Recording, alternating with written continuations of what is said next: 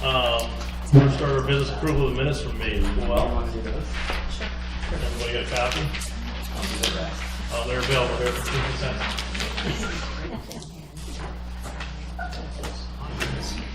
I'll make a motion to approve the minutes as written.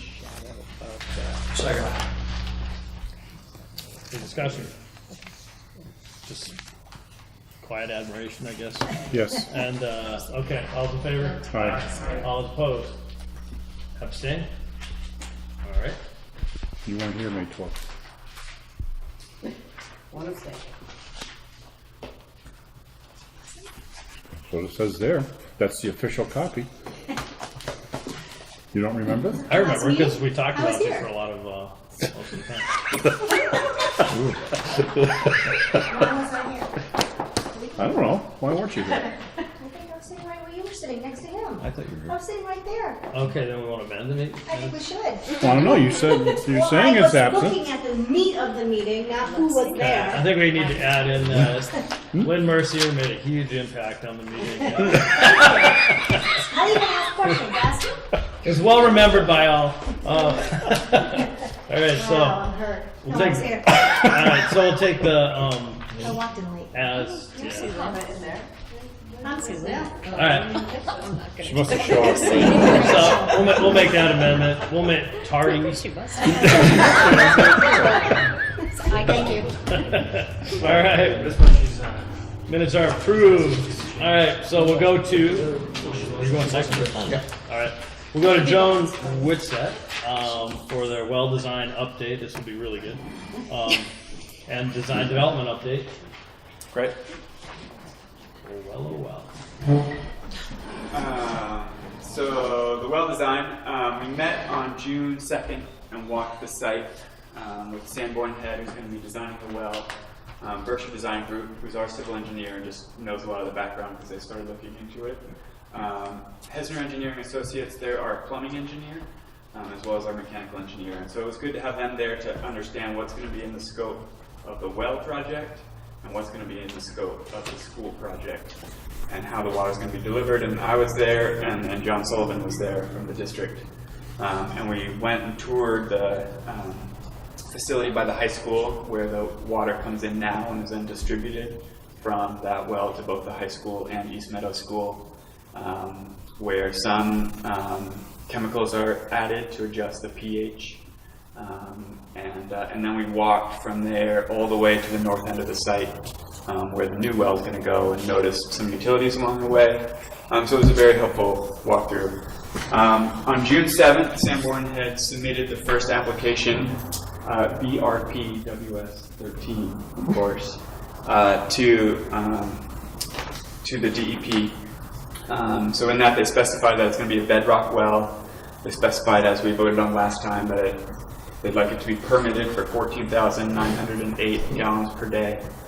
And at this point, they're just looking for DEP approval of the well location, procedures for testing and sampling. On the quantity, the 14,000, John Sullivan has been taking very good records of how much the well uses on a daily basis now, serving the high school in East Meadow. And it is far, far below it. I think his maximum reading for one day was 6,000 gallons per day. So we're feeling very comfortable with this number.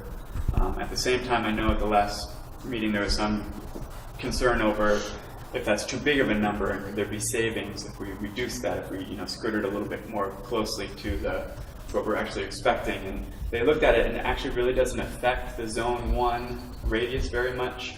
I think they said they divided it by 2/3. They reduced it, took a third off of it, and it only reduced the Zone 1 radius by 10 feet. So they felt that it was much more worthwhile to go with what, a little bit on the conservative side, but what we're expecting and what we're able to defend to the DEP in terms of we're using these standard equations, we're using historic population data, and so it's very, it's a defendable number. So in late June, Sanborn Head will give us a request for quotes, and we'll get some bids in for doing that work. In July and August, DEP will come to do a site examination after they've reviewed the application that just went in. and then we'll have the well will be drilled, and we'll have some pump testing and water quality analyses, September to November time range. Another permit application gets submitted in November based off of those results, and then we're shooting for DEP approval in January. So right now we are tracking on schedule with what Sanborn had originally proposed, and we're tracking on schedule to complete this before construction starts on the school. So this is where the well is going to go. You can see the zone 1 radius just barely misses the infield of the baseball diamond.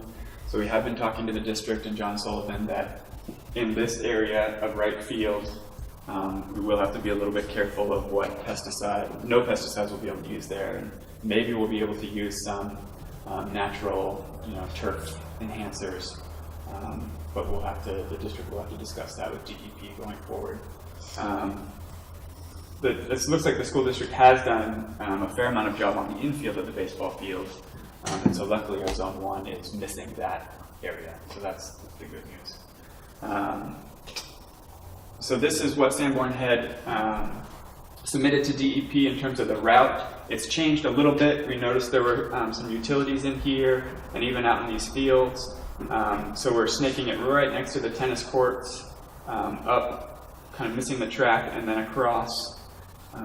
We're going to come out into the parking lot here and go through a little bit of the high school parking lot, which the contractor will be in charge of, excavating and then repairing.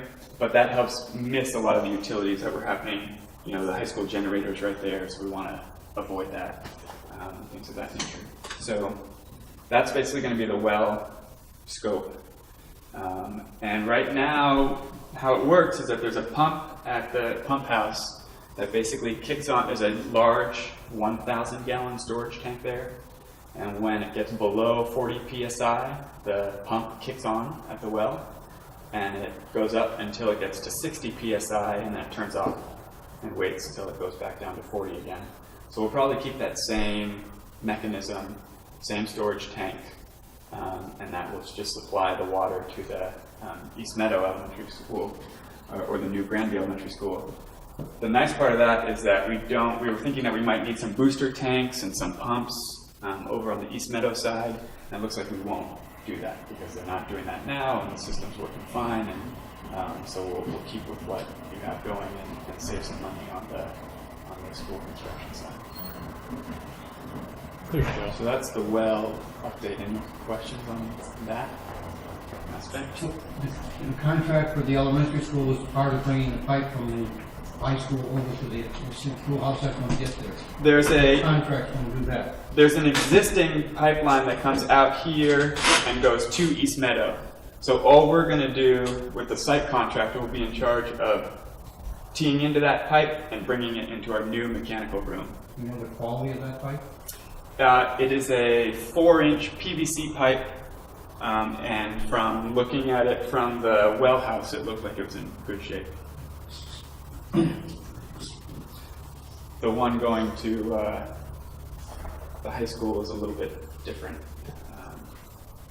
Right off the top of my head, but yeah, the one going to East Meadow looks great.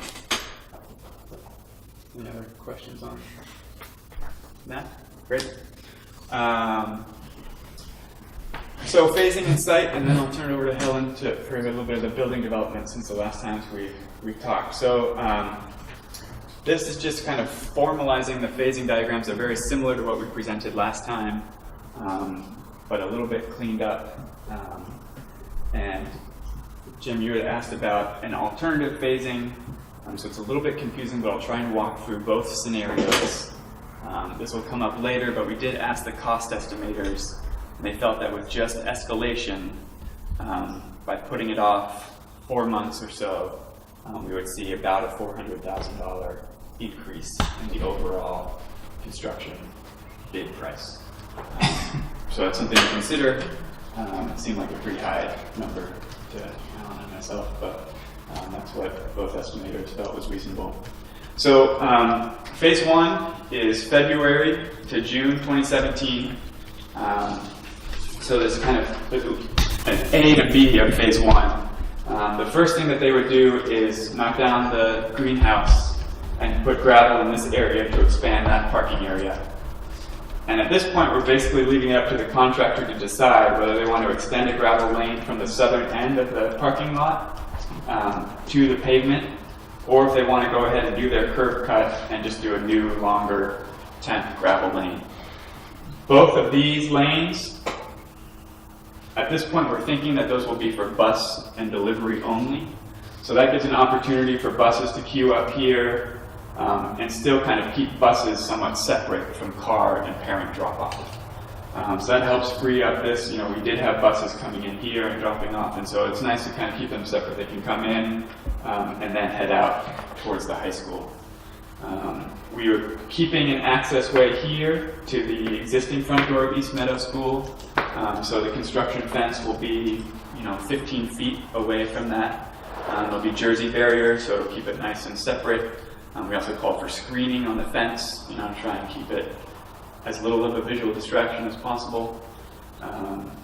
So that's the idea for phase one, is that school would still be in session. Once they install this gravel, then they're kind of done with the site work, and then they can start working on the addition and setting up all of their work to the south of the existing school.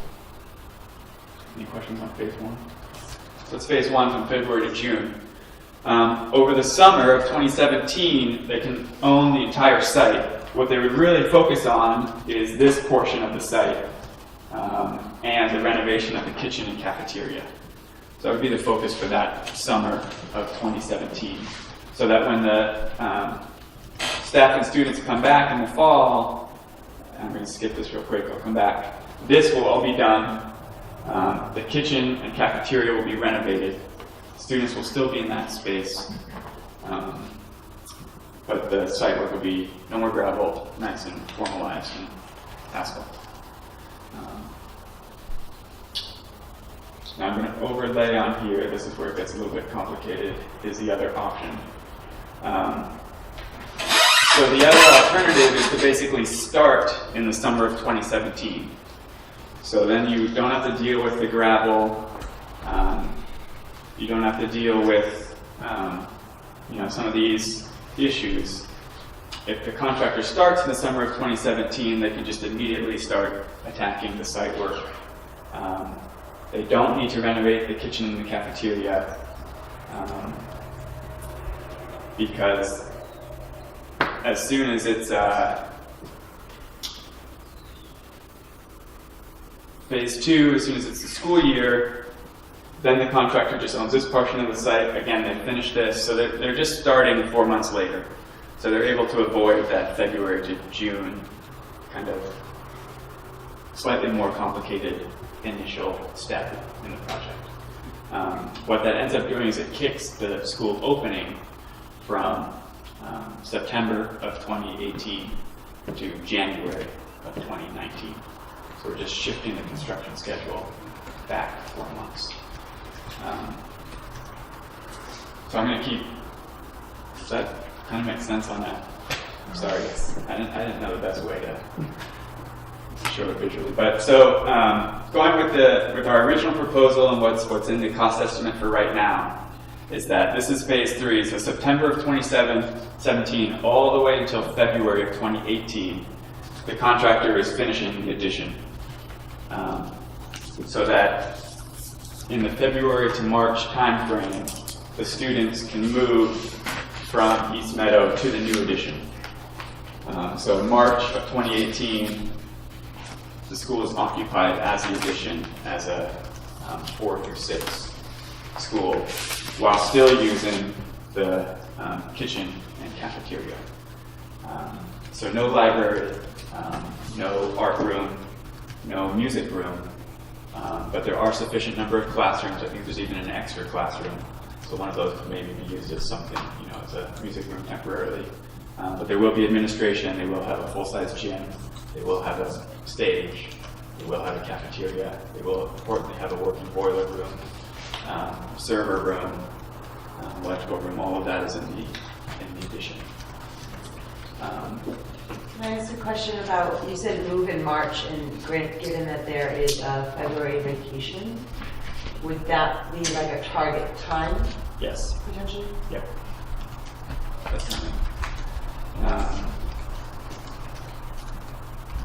So that's March to August of 2018, and then at the end of August, they're done, and the students move in from, so it's phase 5, but they have a graphic for it. The students move in from West Street, and the staff from here moves back to the renovated East Meadow spaces. So that happens at the end of the summer, which seems like a benefit. In the alternative phasing, that transition would happen over that December winter break. So to me, it seems like they kind of equalized out in that, I'll call it the base version. We have a kind of awkward February move from here to here, but then we have a summer move to occupy the whole building.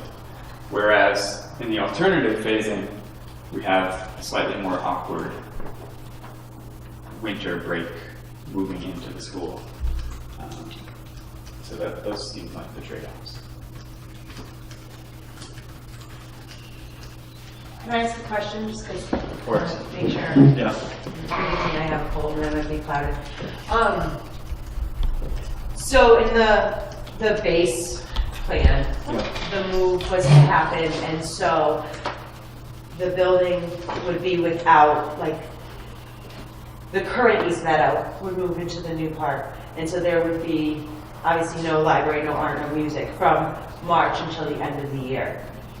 Right. Can you go over what that time period would be in the second scenario? Like, I kind of lost you somewhere in there. I'm just curious as to what that time period is, where they're in the new, what would I get, where East Meadow moves into the new. Could you go over that time period again?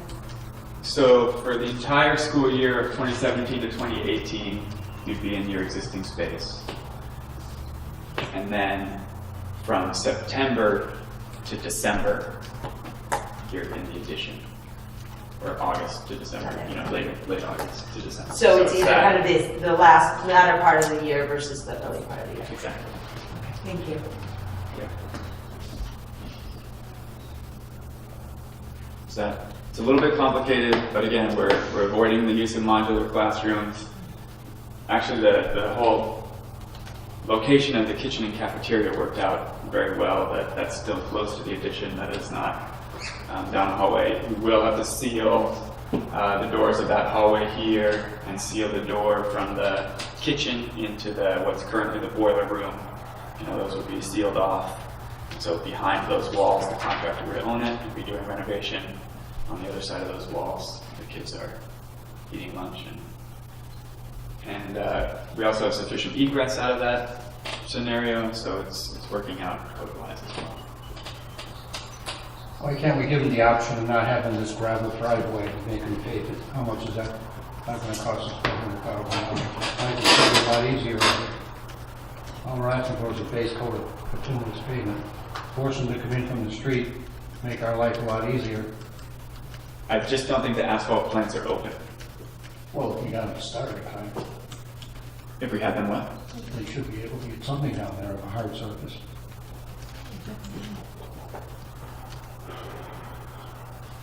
And you're telling them they're going to start in February. We know they're not really going to start in February because someone's going to protest a bid or something. And you know it's not going to start in February. I mean, you got to face facts. Right. I mean, we're lucky if we're going to start by March 15th out here. Well, if the plants are open, yeah, they can put down that. We're not going to dictate that they have to use gravel, but it's just if it starts when we think it's going to start and it's a cold winter, the plants just won't be open till April. So We're just going to have the mud patch out there and cars stuck. no, it's going to be stone, and the contractor's going to be required to keep it neat and to regrade it periodically so that. Well, you're optimistic. Well, no, we've done it before, Jim. So, and that's the way it has to work. He's got to do it within his bid price. It is not ideal. We did it at South Hadley. They've been parking there for over a year, and that was their main parking lot. That was just gravel, and there were some potholes, but they plowed it, and it worked. It's not the prettiest thing in the world, but it is functional. It did work. But I like your idea that if in fact that they don't get into the ground and it is April and it's a warm winter, yeah, they'll have the option to pave it and put a base coat in, you know, by all means. It's April's only 2 months to start in June. It's $400,000 is $400,000. Well, if it's 2 months later, but $200,000 is gonna be in price because we got a bid protest. You're not making all your stories work. No, I'm making it work fine. It's, right now the estimators are telling us that it's about a 1.5% increase to the construction cost, and it's gonna be about $400,000, because they're not gonna guess right now on what the market's gonna do between now and then.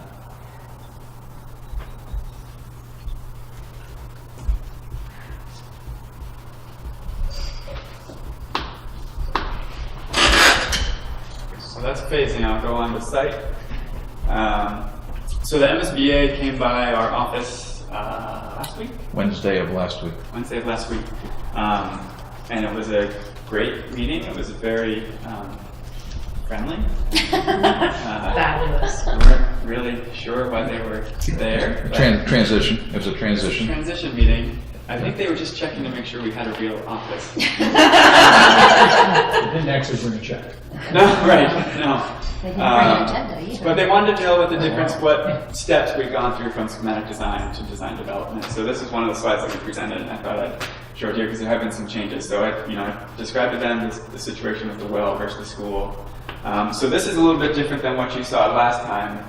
It's a slightly revised parking layout. This is really taking input from John Sullivan in particular, and it was a concern at the school building committee as well of the drop-off and delivery issue. So we have this carved out area here for tractor trailer trucks to come in and pull over, make their delivery to the shipping and receiving room, which is right there, and then pull out of this space and come out in a circular fashion around the parking lot. So it did lose a few parking spaces, but it seems like it adds a lot of flexibility to that space and will help things run more smoothly. I'll come back to that because it's even been revised since last Wednesday. The bus drop-off area has expanded a little bit from the last time you saw it. That's so that we can now legally drive down on that side with buses stopped and delivering kids. We're still debating whether this is going to be raised, a true island, or just cobblestone, or something in between. But that there will be some separation between the buses and the staff coming into park and visitors. Although visitors will probably be using that front parking lot. We've also changed the shape of this front parking lot a little bit. That's so that it can be used for a bus drop-off loop. So we widened some of the corners. Just thinking about future flexibility. We're not planning on that being bus drop-off, but if in 15 years you want to, at least your driveway will let you do that. We talked a little bit about the courtyard, which we talked about last time. We still have that, very simple path. Try and keep the 2 trees that are there. Site utilities. So I think, again, this is as we've discussed, but we have an oil tank, a buried oil tank, a buried propane tank, buried grease trap. We have 2 large fire water storage tanks buried under this fire pump house. Right to the left of it will be the generator to service both the fire pumps and also the emergency electrical lighting within the school. So we have a lot of utilities kind of out in this area. We're going to have our transformer right in here.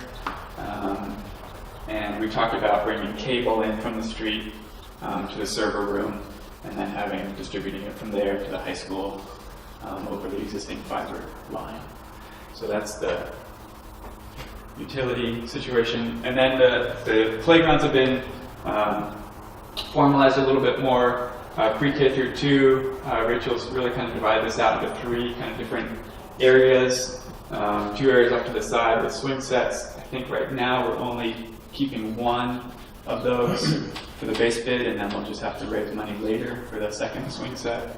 And similarly out for the older kids, we'll supply 1 swing set now, have to raise money for another. We've got a climbing net that I think will fit in the base bid, and 1 embankment slide up there on the top, and some basketball hoops. So we'll have, kind of a bare minimum starting point, and we'll have it designed so that more equipment can fit in later. Can I ask a question? A year or two ago, we just got a new swing set at East Meadow. Would that be able to be salvaged and used? Definitely. That'd be great. Because it's brand new. Great. Are you making the embankment still, or is that out? We are, yes. So all the earthwork will happen. And can you remind me again, when you talked about bringing in the electrical, I seem to recall you're bringing it into the high school, and you explained why, but it never quite made sense to me. Are you still doing that? No, electrical will come straight in. It might have been the internet. Right now, internet comes from the cable, comes into the high school, and then is distributed to East Meadow. Okay. We're going to do the reverse. Okay. So we'll have a cable come in to the elementary school. We'll have new servers there that can serve as kind of that base for the district. And then there's an existing fiber line that goes in this general area. So right now the information is coming from the high school, and it'll go reverse. Okay, so the parking. So Berkshire Design Group came up with 2 options that they'd like to propose for the parking area. This one is 318 spaces. What they really like about it is that in the previous version, we had a lot of conflicts kind of in this area. And so with this, we have simple 4-way intersections. This part in yellow would be a raised continuous island. That would be pretty easy to plow, but it just helps keep this traffic separate from all the traffic that's going on to the south of it. The other benefit of this one is that as you're walking from your parking space to either of the schools, you're walking down the lane or in between the cars. We can fit in a few more cars if we have it going north-south. We're up to 329. The difference is that you're having to walk through the lanes to get to either of the schools. I had a question. This probably is too early for this to be thought about, but does anybody know where Kathy's planning on doing voting? We just talked to her today. Where is she planning on doing voting? We're discussing doing it at the high school. At the high school? Yep. Okay. So it might create a parking problem over. Well, I'm sorry, what was the question? Voting. Voting, okay. Currently So happens at East Meadow. during voting, it happens at East Meadow now, but you just have a big influx of people besides all the other staff and faculty from the 2 schools. Right. Any thoughts on the parking layouts? What's the space difference? 10. 318, 329, 11. First one seems better and safer, it seems. Even though we missed a few cars, but that's what I think makes more sense. I think given the school environment.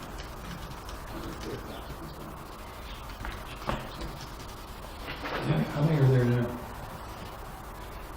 Well, I know that when we wanted to combine all of East Meadow and all of West Street, we were up to about 350.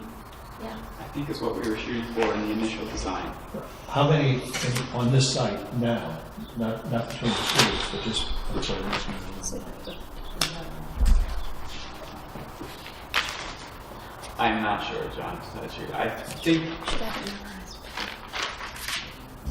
180, 200 is in my head. For So this is some reason. 50% more than are there now. Yes, certainly.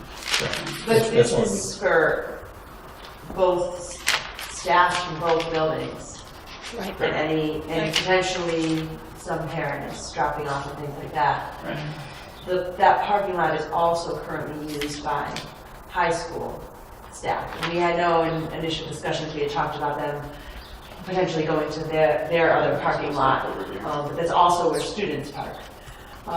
This spring, we usually have we have 8 to 10 high school kids that end up parking at East Meadow because they run out of space in their parking lot. So I just wanted to express a little bit of, I want to make sure that there's enough spaces because I just know that it is we're taking from everywhere. Right.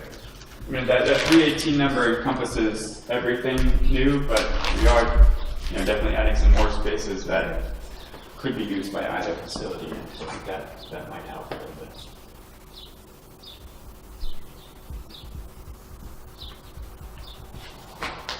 Should we proceed with the east-west? I'll make a motion, you go forward with parking option number 2. A second.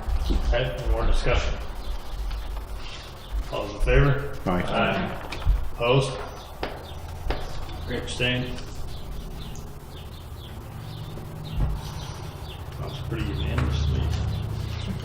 So this is we have the DD submission is due to MSBA. It's due to them on Tuesday. So we're all pushing madly for that. This is a planting plan. Zooming in a little bit to the school, I just wanted to, it's changed a little bit. It was a little more formalized before with kind of trees started here. Now we're clustering, grouping them together. And there was a question last time about the metal siding on the gym. Whether kids would be drawing walls against that. But first of all, we checked with our spec, and we are going with a very substantial metal siding, 22 gauge, I think. So it's definitely, on the thicker end of the metal sidings that they have.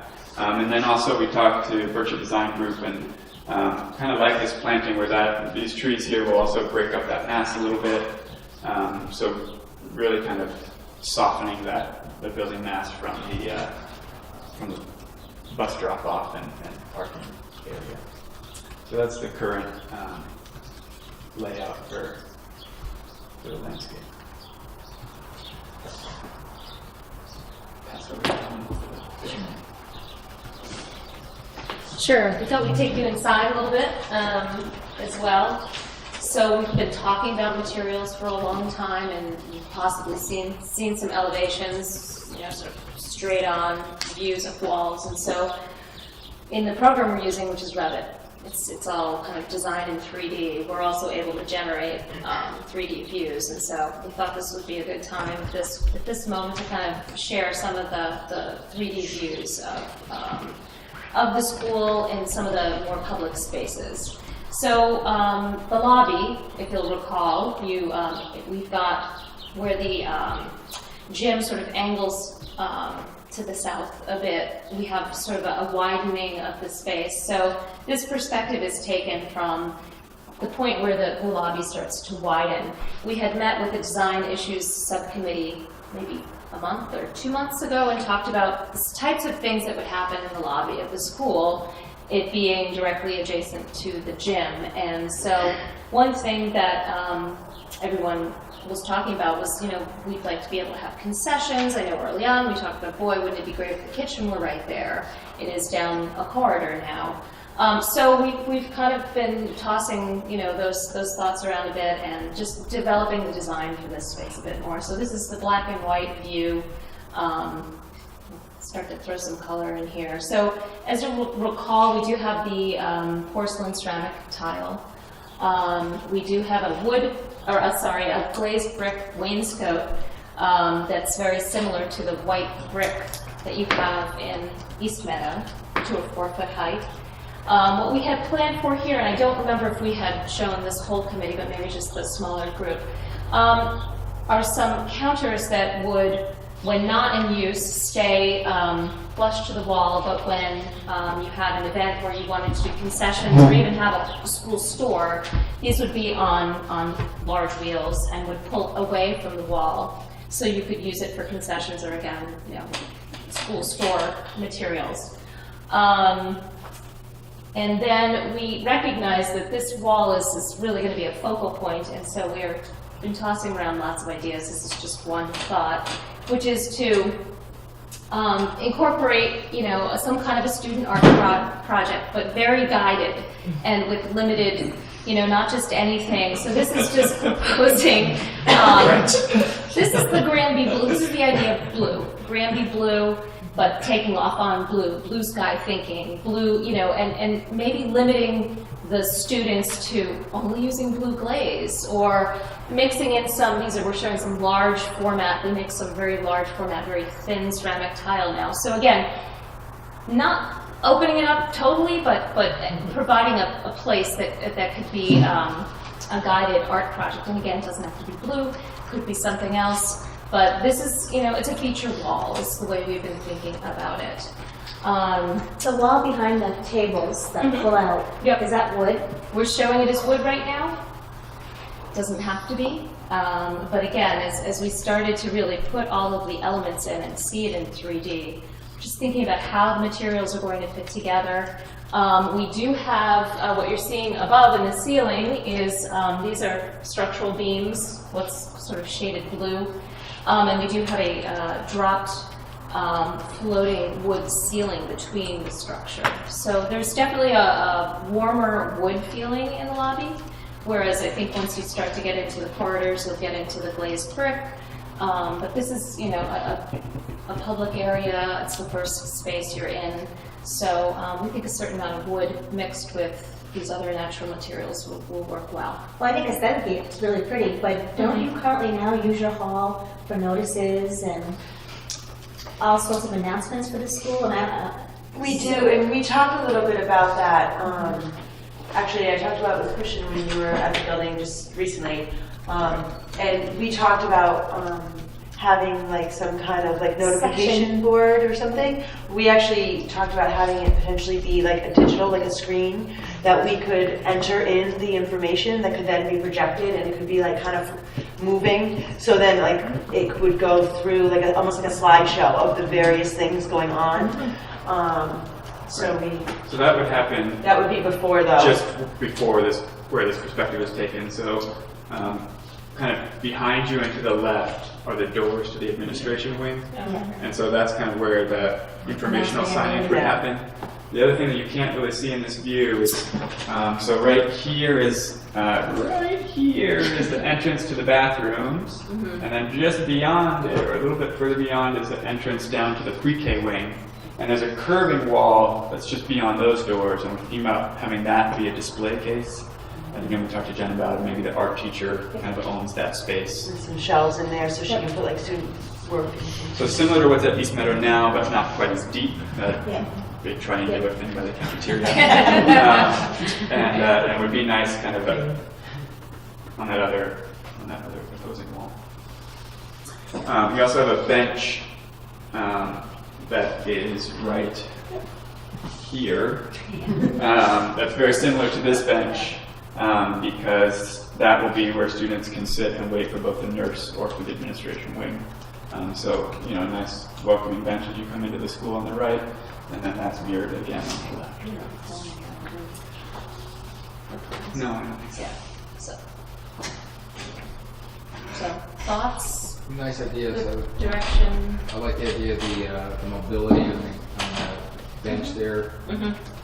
Sounds like that could actually be pulled out all the way. I would want to use it as a way to sort of reel them wherever you want. Right. Do they detach and reel? Yes. So it actually detaches, you can see them behind it. Yes, that's the idea. Yep. The wall in back, to me, when I first looked at it, it looked like an aquarium, which I thought was a pretty interesting visual at first. So it looks bright. I like the material. I like the wood. Are those windows above the doors? Is that what those are on the left? Yeah, these are transom windows above so the gym is right in there. Yeah. And then we also have the clear story windows up high. I like the whole concept, but I'm also wondering whether that whole wood wall could also have some art on it, as opposed to just wood. Yeah, we were wondering if maybe you wanted the Granby Ram in metal, or something that identifies the school. And also mindful of things do change over time, so you wouldn't want the mission statement necessarily, but something that's school identity without pounding people over the head. Right. So we would like to see something there too. That'd be great. So we'll keep. I couldn't say it myself.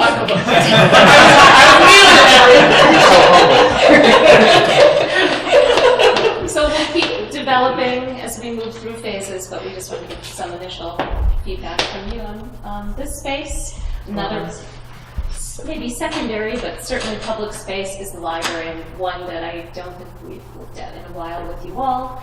This is showing it populated with the shelving. Again, black and white view, so you'll all remember the library will be located in your existing gym at East Meadow.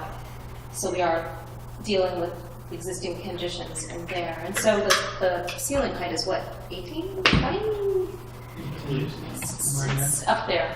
So obviously we need to think about, varying the levels in there. We do have the ability to do that, which is actually really great. So maybe easier to orient you in the black and white version. So you're standing, I guess, in the northwest corner of the library, looking out towards the existing corridor that will be to the east. You're looking at the glazed wall that would contain the computer classroom portion of the library, and then you're looking towards the main desk. So colors are not decided yet, but again, this is one of the few spaces where we do have carpet in the building, so there would be a carpet. The desk would be wood. We are dropping I guess we're calling it a soffit, but it's a wall element as much as a ceiling element to, again, define and make clear where the main desk is. Could be color, there could be art there could be word art.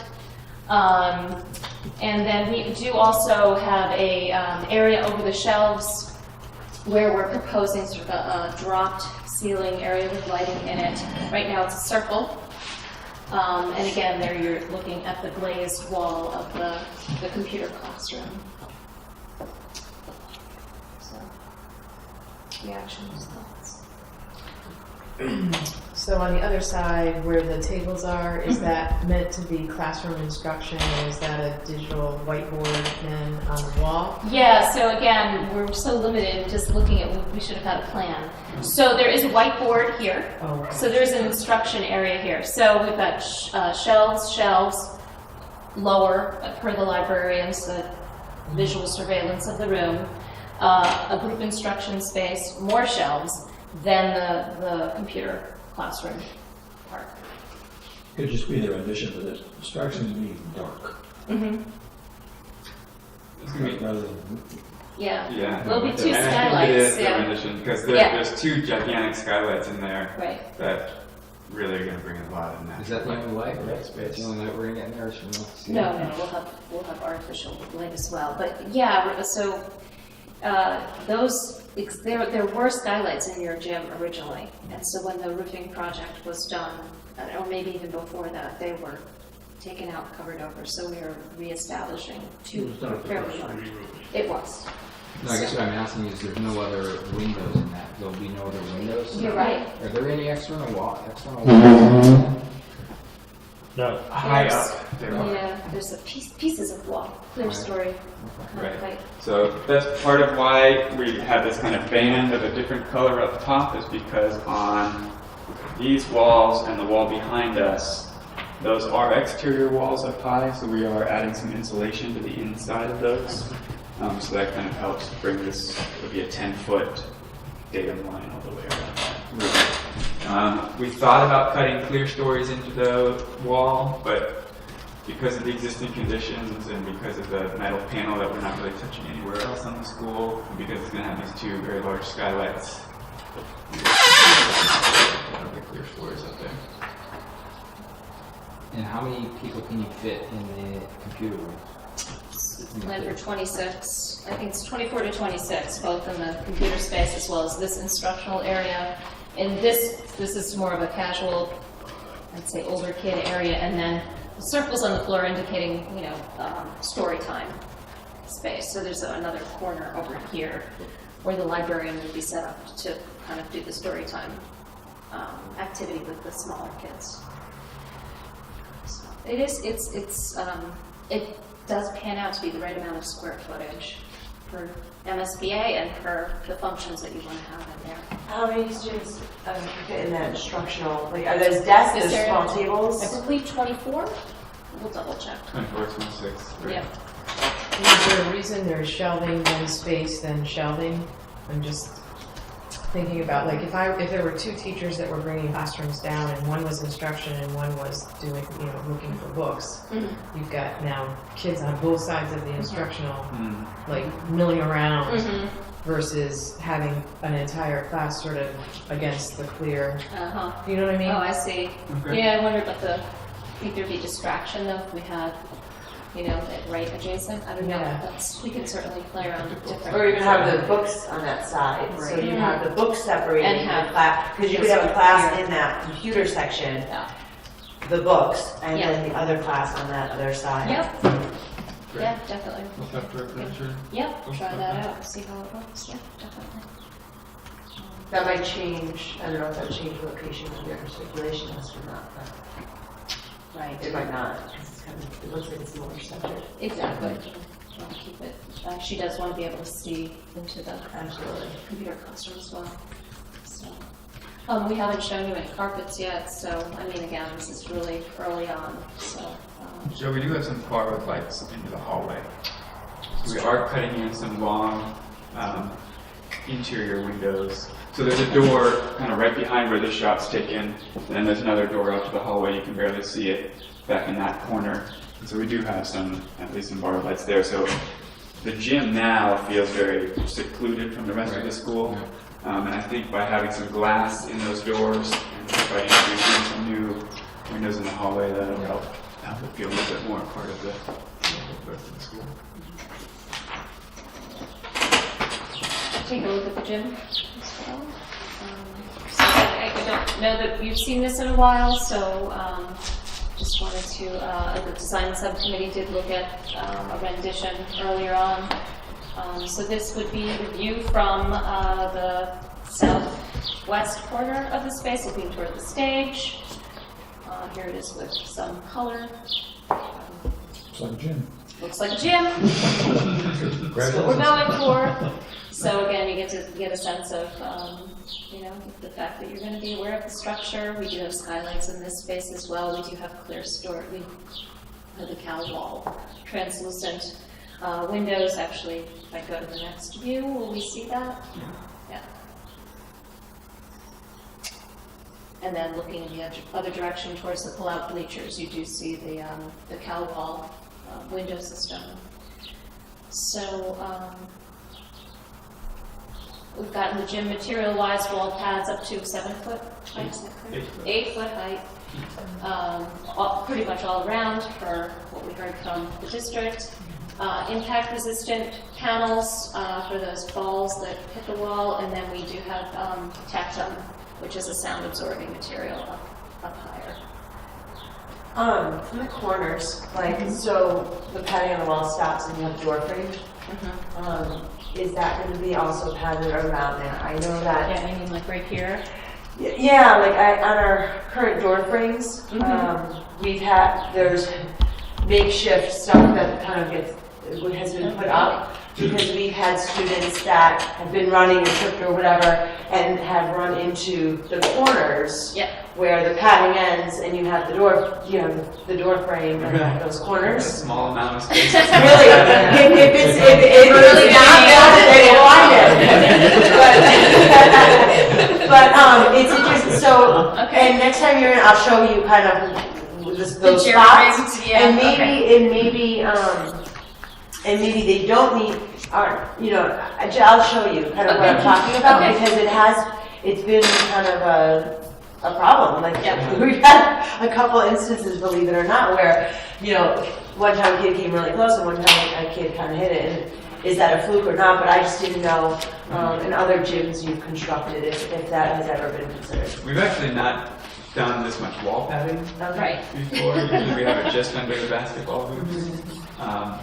So this is kind of a new approach for us. But we do have, all of these walls are pretty thick to contain our structure. So I'm wondering if there's a way that we can put our door in the middle of it and maybe we do wrap that corner with some piece of padding. I don't think we could wrap the door frame itself, but maybe we can wrap the corner and then have the door frame start inside of it. I'll show you what the next time. Okay. Yeah, that's good to know. So what's going to stop basketballs or frisbees or whatever they're doing in gym from going into the stage? Because those basketball hoops look really close to the stage to me. Yeah, Yes. they are. So depending on which element is down, so there is the folding partition wall, and you do have fairly heavy curtains, but that would be it. I think the majority of the time that folding partition wall will be closed and the curtain will be closed, Right. so that they can be used as two separate spaces. That's part of the reason why we put the projection screen on the gym side of the folding partition, so that you can use that projection screen with the wall closed, keep that stage as kind of a separate stage or music classroom. Those basketball hoops also, we have yet to meet with the gym teacher, so I'm not sure about whether we need all 6 basketball hoops or whether it's tricky on the other side with the bleachers on how close they want to be to the bleachers or how spaced apart. So if the basketball hoops are really just for shooting free throws, then I'd like to move them a little bit further out to the side. So we still are kind of in discussions on that. Bleachers are those pretty extensive. Is that so that can it be opened up just a few for say there's a basketball game in there, or do they all have to come? No, they can. So you can open, I think we programmed that you can open the bottom 2 or 3 rows, and then they'll kind of match how far out the rolling bleachers to each side go. And then when you have a performance, you can bring them all the way out, and it doesn't quite get to half court, but almost. And then you can roll the bleachers to each side around closer to the stage and kind of have a nicer U shape in the gym seating. What's the capacity for seating again? 120 on the bleachers alone. 120, I think, on the bleachers. Right. But then there's, Then there's room for chairs, Chairs. and then I forget how much more for the rolling bleachers. pull that back out again. That memorized too. Couple of questions. One is there any access to the stage from the gym side? Any Yeah. steps? Yes, right now it's behind the door. So Okay, okay. ramp, there's a ramp, accessible ramp, and it does need to be, it could be both, but, is there stairs too, or no, just the The ramp? stairs Right now, are from the stairs lobby. are around the back, and that gives you the ability to have, someone on the stage from not the audience side. So, the ramp access is through that door. But we had that same question, Emily, and to Lynn's point of, we wanted the ramp to be open to the gym at first, but then we thought about, well, balls and frisbees are just going to get stuck halfway up the ramp, so we better put the door on the gym side. So it is a little bit different because we're trying to be able to close off that stage space as a separate space. It's a little bit different than a typical stage to gym relationship. But I think that it's working out better now than it was at schematic design, at least for sure.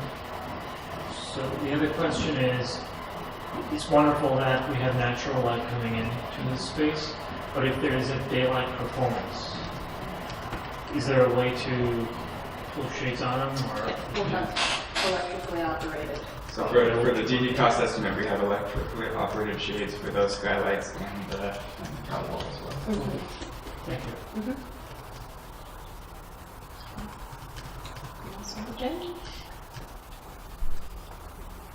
Turn it over to. Oh. So did you turn it over to Alan yet, or no? Not yet. Not So, yet. no, Alan's just waiting.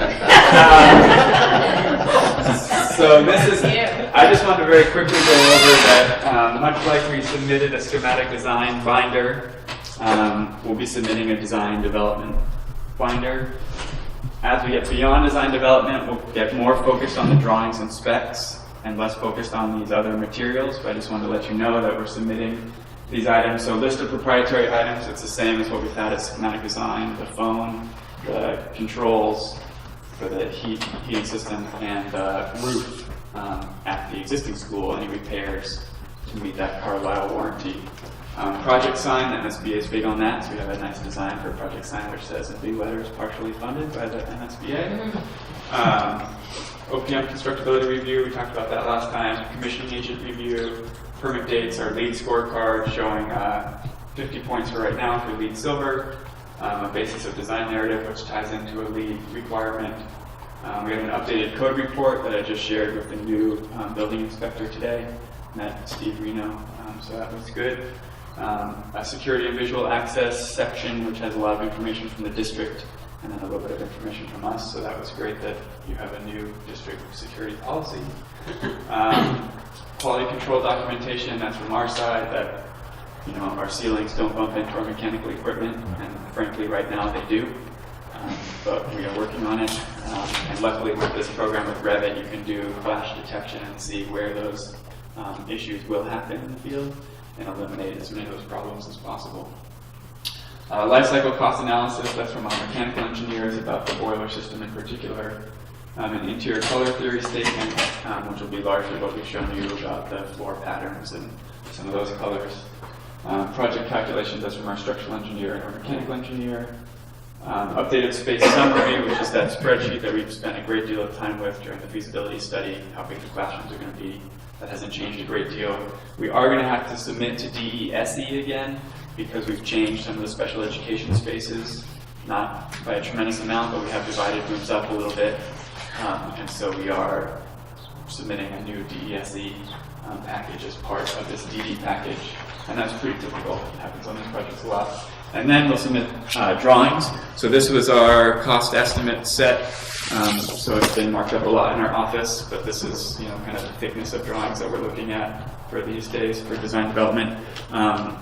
The town and the district will each get a set of what gets submitted to the MSBA. So if you're ever wanting to flip through some drawings, certainly feel free. They are more fun than the specifications, which also get submitted to both MSBA and to the district and to the town. So that's volume 1, that's architectural. We are short-winded, and these are our consultants. They're long-winded. Will you have an electronic version? Yes. Yeah. So we'll have PDF. Can I see one of those timelines? The one on top? Sure, yeah. The lightest. I could use those for my examination. Christian, do you anticipate any impact on the 202 traffic at any time with this project? That's a great question. I think there'll be some impact for sure with construction vehicles going in and out, but I think it'll be pretty minimal because as soon as they've got quite a bit of room to spread out to the south of the existing school, so I don't know what your thoughts are, but I think they can peel off 202 and then when they're making that new curb cut, there might be some disruptions that day. Yeah, we're giving them a pretty good zone over there to park their cars and lay down area, so there shouldn't be, and their own entrance over there if they do that early curb cut. So I don't see an impact, major impact. It'd be a management issue if there is one. But they need to, Aside from the overall impact on people who are driving by, I was also thinking about students or younger drivers. If something dramatically changes in the way they enter and exit the property, I wonder if that's going to be a problem. Right. Visibility or anything else. We'll certainly require signage as part of the kind of phasing plan that the contractor will own. They'll have fences up around all of their areas. So I think that it will be pretty well marked.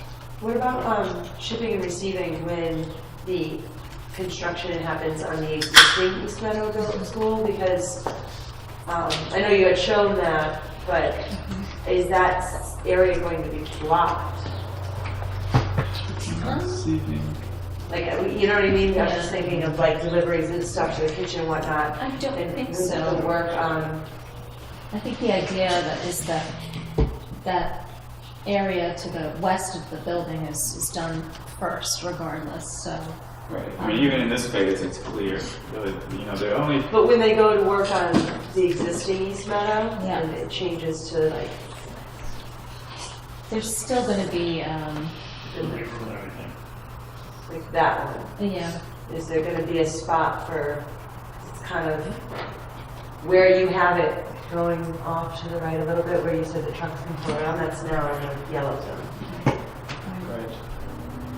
And I don't know if Rachel did that on purpose for some site, well, issue that had to happen out here later. I will ask her. I mean, your shipping and receiving room won't exist yet.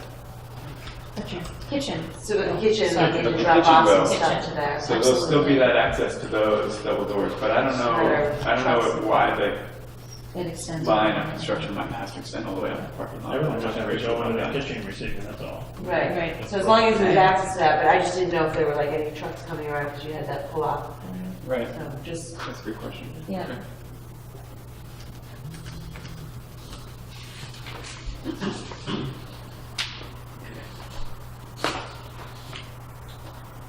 Now we get to turn it over.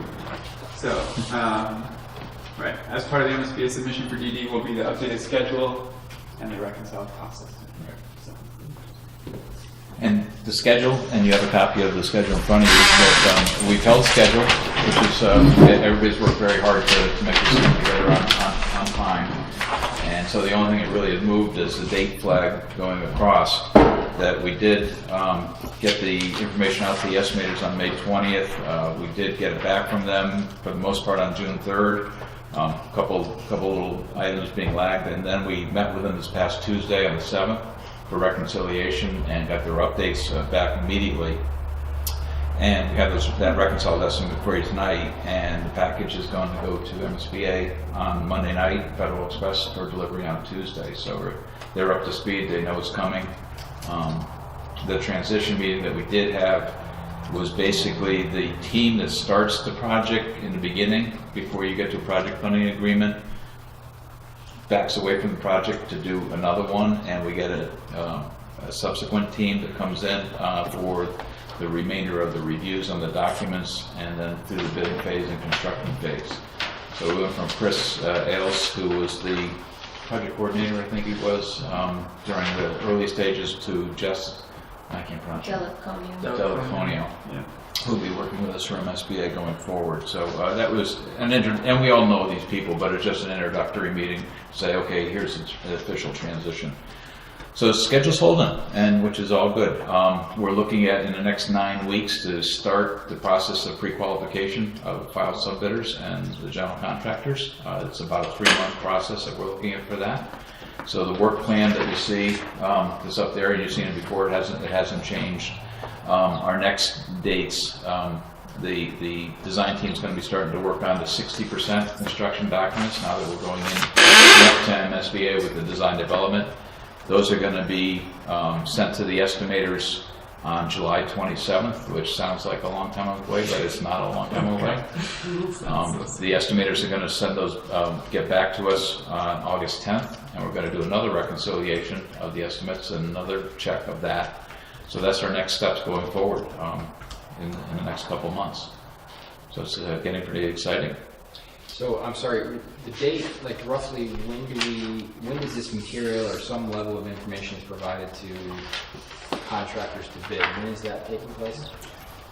Got a ways for that one. There's the next phase that we're 60% construction documents that they're starting on, then there's 90% construction documents, and then have 100% construction document package to the MSBA on November 18th. Okay. And then the bid phase, we're distributing documents to the file subbidders and general contractors for bidding November 21st. And how long does that process go, roughly? About 11 weeks. Okay. About 11 weeks. And is it this kind of stuff that they're reviewing? Yes. The MSBA will review this at each phase. No, I'm talking about the bid. The bids? Bid, yeah. There will be final bid documents that go out with That's exactly it. Is it this stuff? They get the This specifications stuff here. and the drawings. and there could be another volume there could be a third book about the same size as that second book by the time everybody's done. In the old days, it used to be 12 sheets of drawings and a specification about that. Right. I have the spec from East Meadow, and it is. And now it's great. become so litigious a society that it has to be very, very well spelled out. Well, and speaking of that, what's the warranty on this, and how do we make like we struggled finding prints and stuff for, the well, how do we make sure that everything, every box that gets opened, every toilet that gets installed, every piece of electrical, that these plans, like, how do we store all that stuff, put it in a spot where after we're dead and gone, somebody else can easily pull that stuff up? And what is the warranty on this project? I'll let you address the warranty, and I'll tell you how you store the documents going forward. So the GC owns the building or not owns it, but owns any defects for a year. Okay. So anything that goes wrong over that first year, if something's not working right, they're coming back and they're fixing it. Then it goes down to the individual products. So it depends on what roof we got, it depends on what flooring we get, etc. And then you're going to those manufacturers. A nice thing that we have now, I'll jump in a little bit, most likely this project will be on something called submittal exchange, which is, so this stuff is important, the specs and the drawings, but now everything that we've said in here, we want 4-bow linoleum tile, but we also have to give them 2 other or equals. Once the contractor comes on board, they send us a sheet for each product that's going in the building. And sometimes they send us drawings. It's it used to be a tremendous amount of paperwork. Now a lot of it is done digitally, which is great. And so it's all stored on this website. And at the very end of the process, they give you a thumb drive that contains all of that information on that website in the same format as on the website. So you don't open it up and it's just a bunch of files. You open it up and you can see, here's specifications, here's shop drawings, here's RFIs, here's etc. So that helps a lot with the record keeping. You just have to keep track of that electronic file. And at the same time, during construction, the general contractor has to keep as-bills current, and we check those at every job meeting that they've inputted that information. And then they have to take those as-bills and turn them into a final set of drawings. That's a record set that is kept as archived that you have. And then there's operational and maintenance manuals that they get. There's training videos that will be done on any of the equipment that goes into the building. Yeah. A lot of times videotaped so that they can go back and reference it again. So all that stuff is going to be maintained and provided to us at the end of the project. Okay. But then it's up to you. Yeah, how you keep it is your responsibility. We'll put it in the bronze bust of Henry. They have great ideas. Spit out.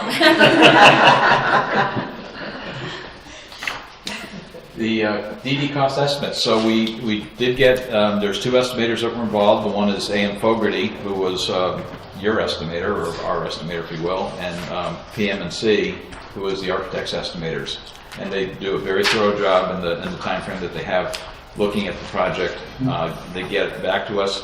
We met for 6 to 8 hours this past Tuesday and went from start to finish through every detail of the project and checked on quantity, quality, time frames, just to make sure they're in sync with each other.